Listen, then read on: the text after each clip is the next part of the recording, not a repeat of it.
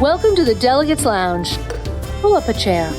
I'm Alex Tarquinio, a journalist based at the United Nations here in New York City, and your MC for this podcast, featuring some of the most influential minds in the world today. Settle in for some riveting tete-a-tete, available wherever you listen to podcasts.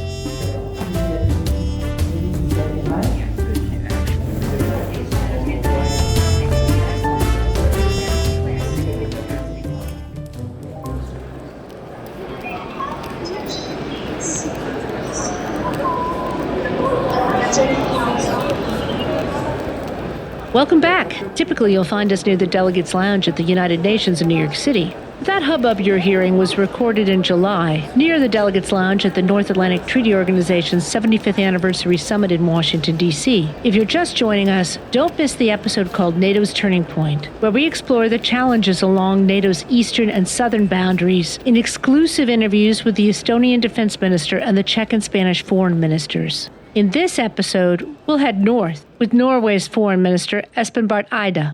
Jens Stoltenberg, when he was Norway's Prime Minister, appointed Minister Eide first as Defense Minister and then Foreign Minister. Last year, Minister Eide was appointed to his second term as Foreign Minister, this time in the government of Prime Minister Jonas Gahr Støre. Throughout his time in office, Minister Eide has been striving to raise awareness of the geostrategic risks in the High North, as Norwegians refer to the Arctic region. It was back in 2013 when, as foreign minister, he invited NATO ambassadors on an official visit to the Arctic. We met him on the sidelines of the NATO summit, where our conversation naturally was drawn to the global threats facing NATO and why cyber warfare is a growing challenge. He currently holds the biennial rotating chairmanship of the Arctic Council. In the popular imagination, the Arctic Circle is a frozen no man's land. If only. The Arctic terrain is, in fact, teeming with human intrigue. As the floating sea ice melts, global competition is heating up for the sea lanes and natural resources in the region. Nuclear-armed submarines have far fewer places to hide beneath the sea ice than they did during the Cold War, and the ground is literally shifting beneath the feet of its inhabitants. With the accession of Finland and Sweden into the security alliance, the Russian Federation is now the only Arctic state that's not a member of NATO. But Russia's military bases inside the Arctic Circle outnumber NATO's, and it has a much larger fleet of icebreakers. During NATO's Washington summit, 3 Arctic nations, the United States, Canada, and Finland, announced the trilateral Icebreaker Collaboration Effort, or Pact, an agreement to bolster icebreaker ship production. Although melting sea ice in the Arctic Circle, by raising sea levels, could literally swamp Pacific Island nations, as underlined in a recent UN report, somewhat perversely, it is opening up new opportunities for global shipping and industry, and consequently, great power competition, which has long been a facet of the High North. For its part, China has declared itself a near-Arctic nation, a claim that Norway's foreign minister brushed aside. Our conversation with him on the margins of the summit took place before the United States imposed new sanctions aimed at degrading Russia's wartime economy and military capabilities. Among the new sanctions announced in August and September, there were some imposed on companies and vessels doing business with Russia's $21 billion energy project called Arctic LNG-2. Built to extract and ship supercooled liquefied natural gas, commonly called LNG. Shipping could become much faster and cheaper if, as widely predicted, climate change reduces Arctic sea ice to the point where tankers carrying LNG, and much else, could sail across the top of the world. For centuries, the High North has been a tantalizing dream that claimed the lives of explorers in search of the Northwest Passage. Those old sea tales still inspire wonder. They're even immortalized in the Oval Office, where the president's desk was constructed from the oak timbers of the British Arctic exploration ship HMS Resolute. But climate change is swiftly turning those seafaring tales into a real-life scenario, one that may have fearsome consequences of its own.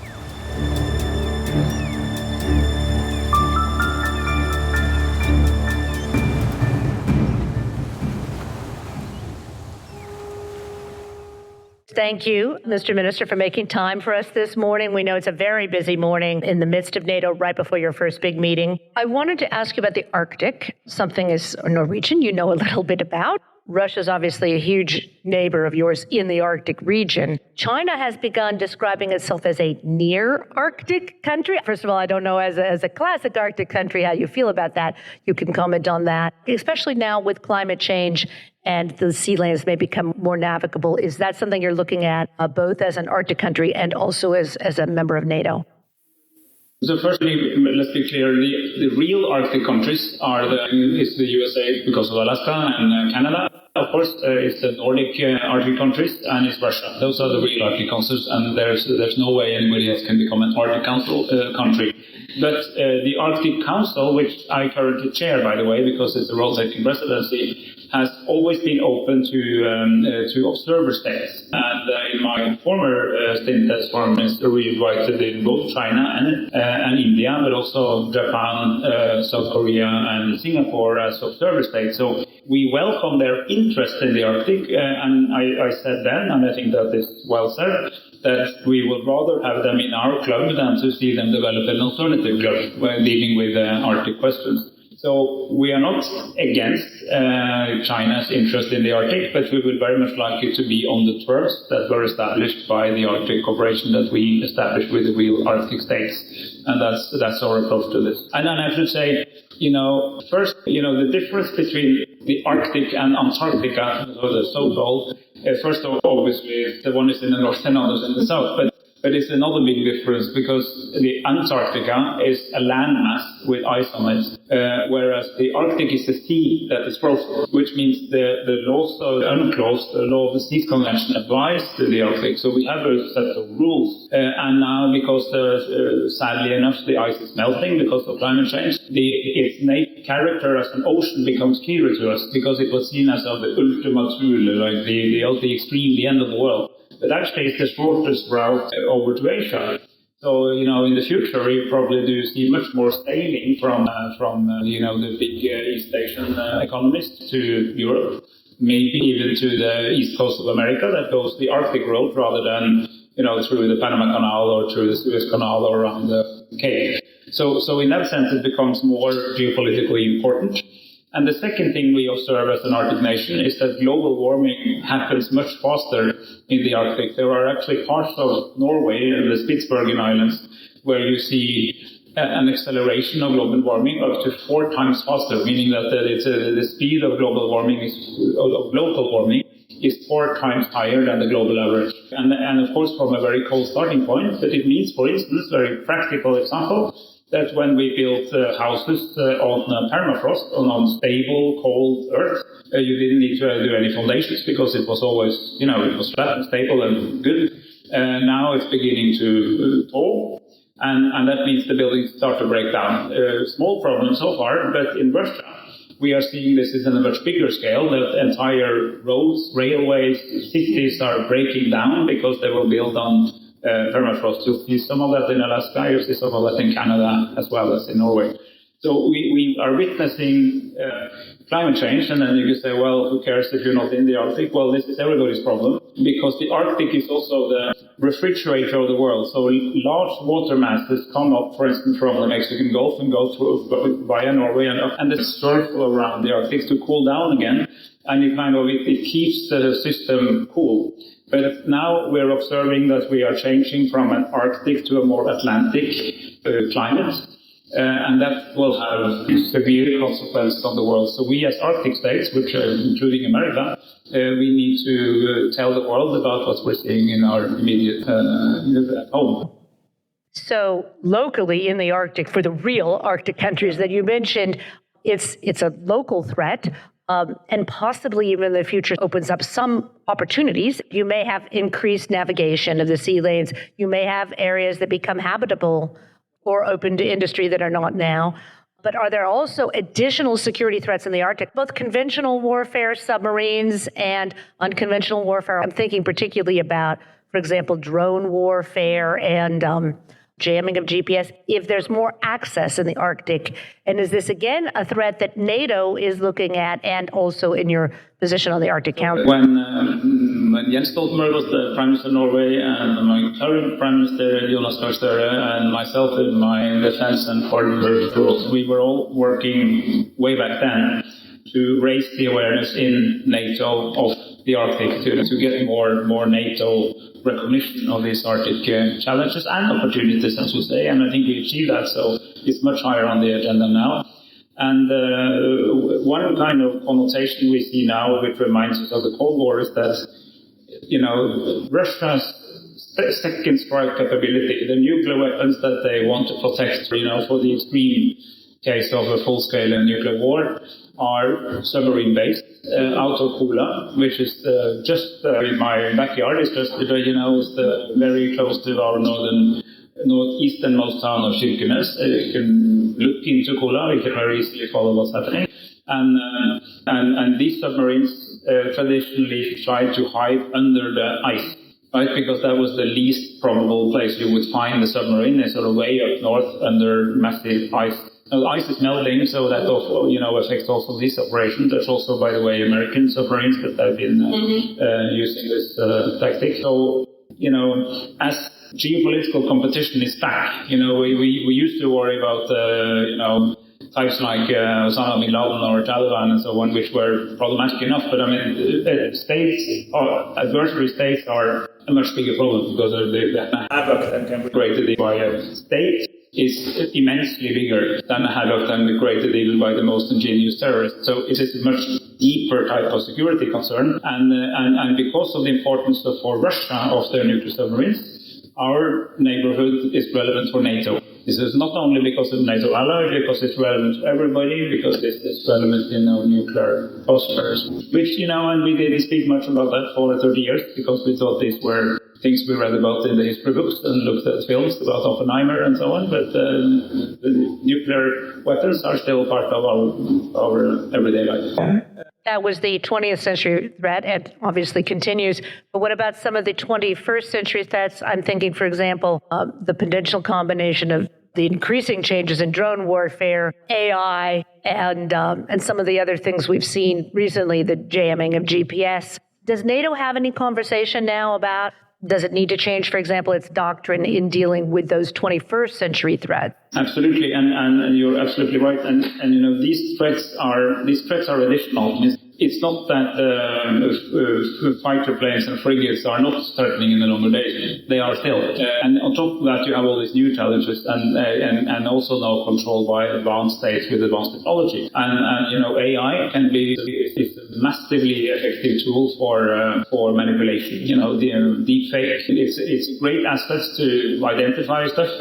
For science and research, fantastic. But it's also a very dangerous tool in evil hands because it can be used to target people for massive manipulation. I know that people in this country are very trying to follow very closely what kind of foreign manipulation can happen in the upcoming presidential election, for instance, because you can target people in much more credible ways than even a few years ago with AI. And we know that Russia is using this. We see it in our own lands. This is happening. We see other types of hybrid threats. On cyber, I would say that I think I can postulate that every future war will be a cyber war. And then it might also be a kinetic war. You might also use the fighter planes and the frigates and the armies, but it will definitely be a cyber war because no adversary is dumb enough or stupid enough not to try to use cyber because we are so connected. At least in my part of Europe, nobody uses money, fiscal money. I don't know how the Norwegian coin looks any longer. I know they've changed, but I never see them because everything is electronic. So of course that depends, that requires that our systems work, that there's electricity and internet and satellites and all these things are on. And, if you want to create trouble in an advanced society, you would start by taking down some of these systems, which is unfortunately too easy to do, and which is a lot of discussions now is how do you identify threats, how do you protect yourself against threats, how do you become redundant, meaning that you have more cables so that there's one working if one is taken down. And how do you have resilience, meaning you can quickly re-establish formations. Well, what you're talking about is, for example, one EMP pulse could take down much of the system that we're familiar with. But it's almost a bit like the old nuclear threat in that the deterrence is that both sides can do it. And no one wants to do it because they don't want to done to them. So far, that has worked reasonably well, which is why all the key players here have offensive capabilities that go beyond their defensive capability. And they know about each other, meaning that, I can create more trouble on your side if you create trouble on my side, and you can defend yourself about. So, let's better stay out of it. So, there is this element of deterrence that is, in a sense, a little bit like nuclear deterrence. That, the cost of you attacking me is higher for you than you would bear.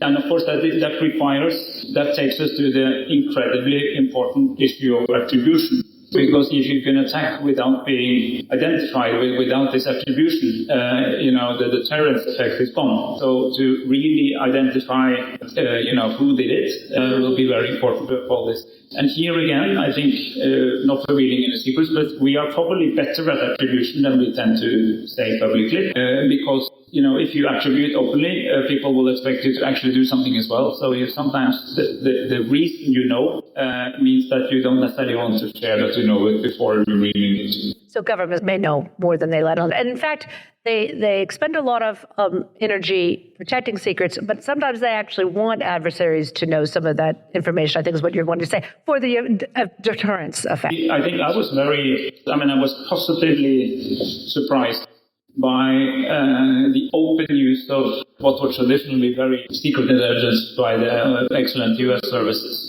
They more or less pinpointed exactly what Russia would do and exactly which day they would do it, and they were accurate. And this would traditionally be something you told, your president and the defense and foreign minister and three people in the general staff. Now, this became public knowledge.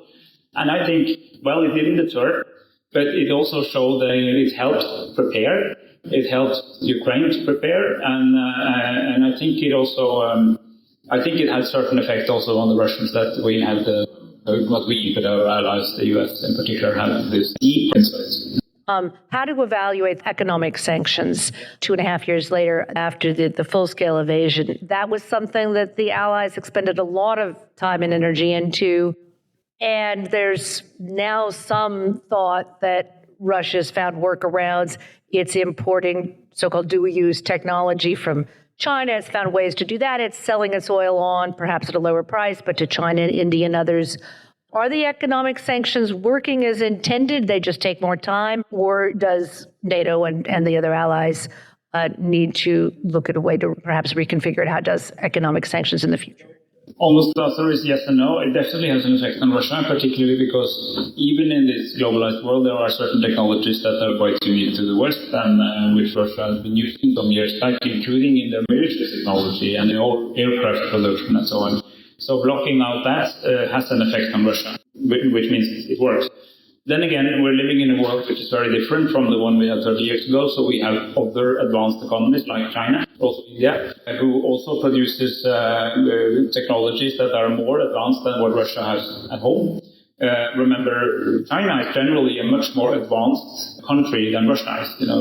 Yes, there are a lot of people, so the per capita, I don't know exactly if their GDP per person is higher, but the technology level is higher, which means Chinese exports of dual use and also general advanced dual capacities compensate to a certain extent for Western sanctions more than what would have been the case 30 years ago when you did not have such an advanced China. But that's not an argument against sanctions. It's just that you need to know that they will then seek elsewhere. But it's still really worthwhile to do it. And I think the Russian elites, so the sort of business leaders and so on, they really feel it. They really, and there might be some long-term effect of that on internally Russia, that they are cut out of many of these things. And even China's had a formidable economic development, breathtaking in many ways. I've been many times to China, and you can almost see it from visit to visit, how fast it grows. But their growth was very much dependent on being part of a global economy. So if we are now seeing more home-shoring and friend-shoring and industrial policy in the EU and in the US with the Inflation Reduction Act and so on, that also creates a world that is more difficult for China to continue to grow in. So China, in a sense, has to make a choice at some point. Will it hang in there with an increasingly failing Russia, which is only 1/10 of its population, 1/10 of its economy? or will we continue to integrate into a prosperous global economy where European and American economies are their partners? So if I were China, I would think that was a rather easy choice, but we need to convince them. Tomorrow, you are having your first meeting of the morning with your guests from the Asia Pacific, Japan, South Korea, Australia, New Zealand. Could you talk a little bit about that? Because you've just mentioned the core focus on NATO's original purpose to protect Europe during the Cold War. But has it become a more complex and global purpose today? So those countries that are closest to us in culture, in politics, in economy, in way of life, in outlook on the world are exactly the countries you mentioned. Adding to the European and the North Americans, it is exactly Japan, South Korea, and Australia and New Zealand, which are the Asia Pacific partners. And those countries face some of the similar challenges. We see the rise of China. I have many times in this city of Washington said that China is rising not only in America's world but also in Europe's world, and we need to be focused on that. We need to be focused on the challenges from growing China, but also from what's happening in North Korea, which is also quite concerning. So although this is not NATO territory and will not become NATO territory, it's a natural partnership to strengthen in these days, because in our part of the world we see Russia growing, and in their part of the world we see China. They are not the same, which is very important. We don't want to make China into a new Russia. So with China we work on a much higher level than we do with Russia, and we would like to keep it that way. But we also need to be clear on those issues where China is the systemic adversary, and then we need to also be firm on our principles. I also wanted to ask you about what NATO calls burden sharing. You're obviously well above the 2% that was said years ago, as are the vast majority of the allies now. But Estonia has actually called for that minimum bar to be raised. Is this realistic? Because obviously that would involve some sacrifices at home. The population would have to understand that money has to come from somewhere. It may affect priorities at home. Should NATO raise that minimum bar or set a trajectory for all countries to go well beyond the 2%? So first, I have to say I'm very impressed by Estonia and the other Baltic states, and Lithuania and Latvia as well, who are neighbors, who have who were against their own will, of course, involved in the Soviet Union. So remember, only 30 years ago, or 35 years ago, they were still part of the Soviet Union, not only the Eastern Bloc, but the Soviet Union. They are now among the most advanced Western economies in my part of the world. Extremely successful transition into high-tech modern economies. So kudos to them.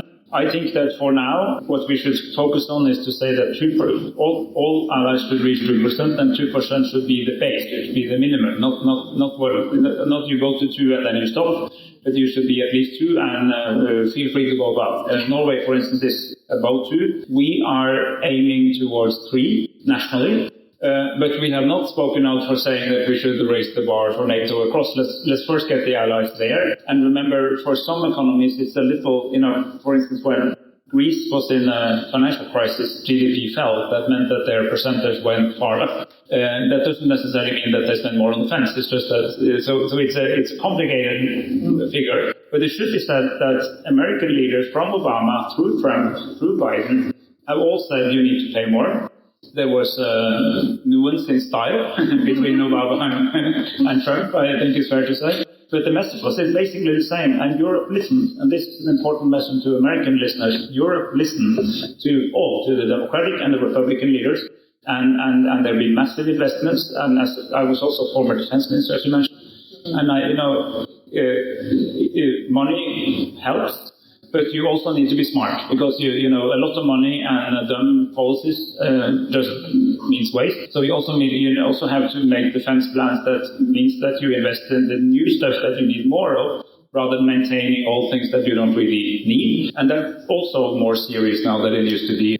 Well, the 75th anniversary obviously has an element of nostalgia, which we saw last night. President Biden gave the Presidential Medal of Freedom to NATO Secretary General Jens Stoltenberg about a decade ago, a little more. As the Prime Minister of Norway, Jens Stoltenberg appointed you first as Defense Minister, and then in your first turn, Foreign Minister. So Could you have imagined where NATO would be today, the types of threats it would be at, and also the types of commitment from the expanding membership of the NATO allies? That's an excellent question, and actually, partly yes, although things got worse than we expected. But in Norway, in those times when I was first the defense minister and then the foreign minister of Jens Stoltenberg, when he was prime minister of Norway, we were actually sounding the alarm bell in NATO somewhat that NATO at the time, 15 years ago, was very much about out-of-area operations. It was about the Afghanistans of this world, not so much about Article 5.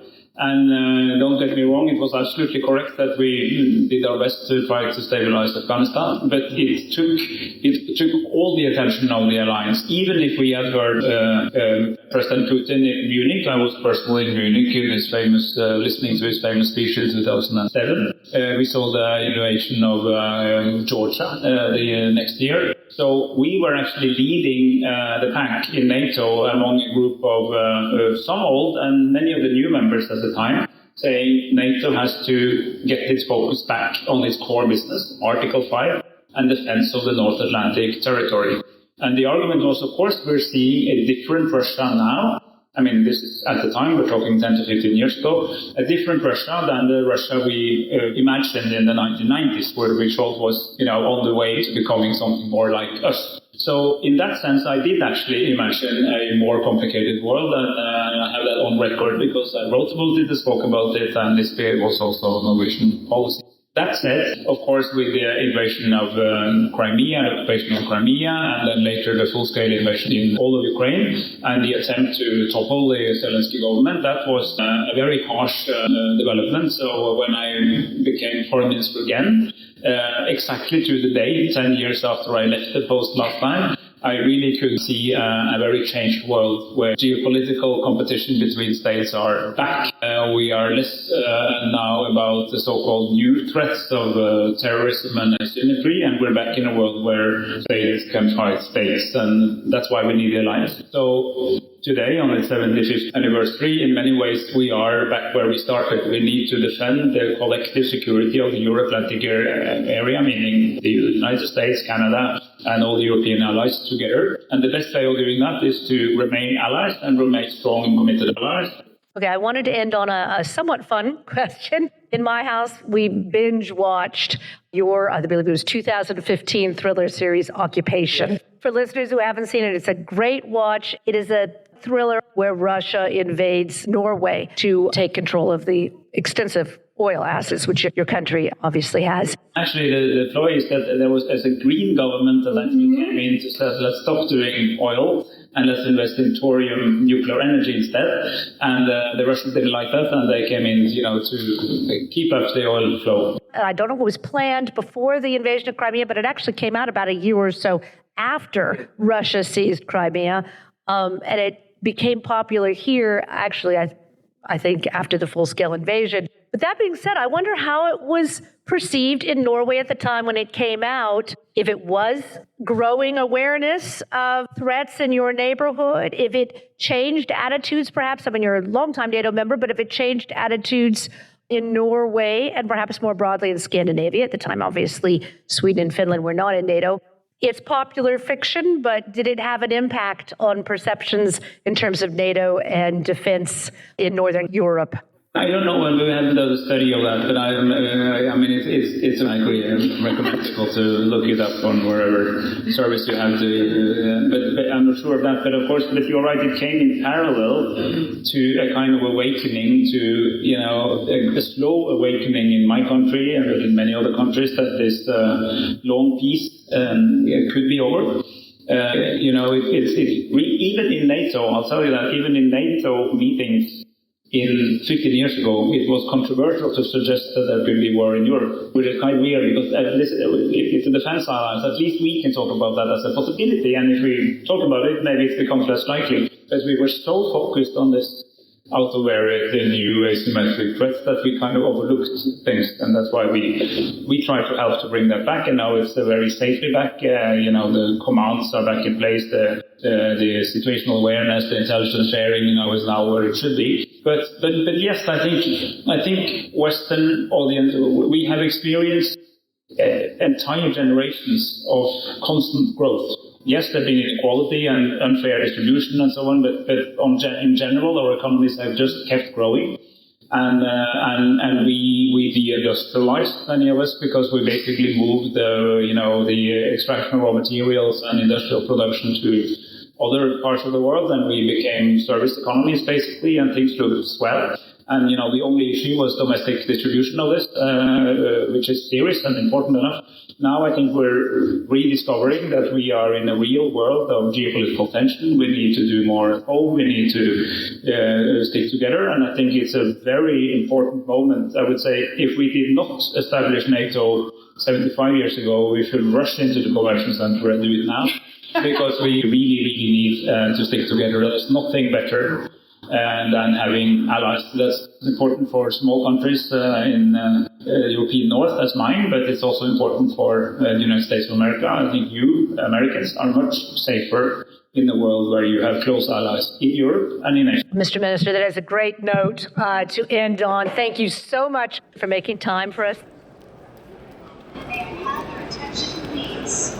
This Atlantic Council meeting.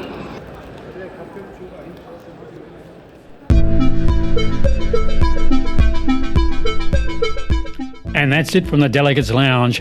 We'd like to thank our esteemed guests who've graciously allowed us to share their hard-earned insights into what really matters. And then there's you, our listeners, who we hope are sufficiently edified to clamour for more of the same. Do drop in for a weekly episode on Thursday, or from time to time if we're on the road for special events, in which case there'll be a bonus episode. Subscribe wherever you listen to podcasts. And if you like what you've heard, please take a moment to rate or review the show, as it helps others who share your abiding interest in world affairs to find their way to the Delegates Lounge. You can connect with us on many popular social media platforms, or reach out to us directly at info@thedelegateslounge.com. We're a small team, so we can't respond to every message, but we will read them. Our show this week was written and produced by the host and by yours truly, executive producer Frank Radford. Until next time, keep calm and curious.